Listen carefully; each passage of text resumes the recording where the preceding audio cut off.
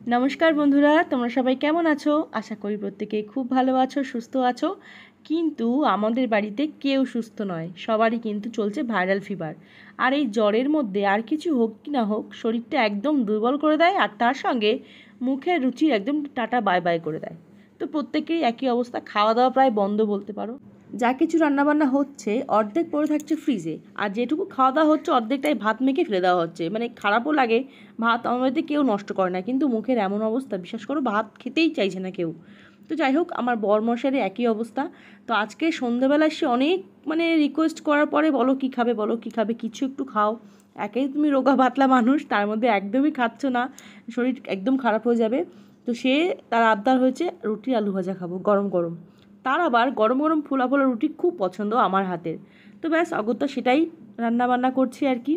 একদম সহজ চটপট রান্না, আর বুঝতেই পারছো আমার বরের আবদার কত সামান্য।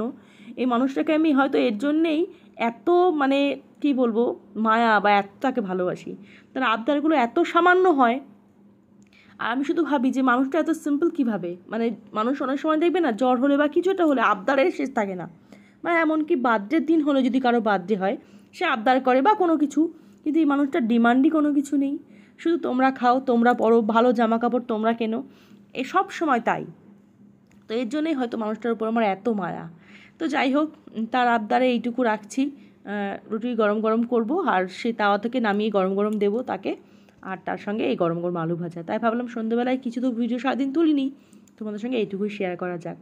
আর বলে না, ছোটোবেলায় শুনতাম মা বলতো, যে এখন আমার মা বলে যে তুই খেলেই আমার পেট ভরে যায়। তো আমি তো জানি যে মেয়েরা কখনো কখনো তার স্বামীর কাছে মায়ের জায়গাটাও থাকে।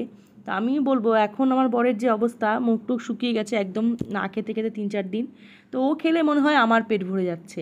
তো এই গরম গরম খাবারটা পেয়ে খুব তৃপ্তি করে সে 3টে রুটি খেয়েছে, আমি এতেই ধন্য। যদিও খাচ্ছিল না, কিন্তু আমি সঙ্গে একটুখানি আচার দিয়েছিলাম, পাঁচমিশালি সবজির আচার। তো সেটুকু পেয়েই সে কিন্তু খেয়েছে। আর এই দেখো, সবাইকে দেওয়ার পরে, শাশুড়ি মা, দেওর, হাজব্যান্ড সবাইকে খাওয়ানোর পরে, এটা আমার খাবার।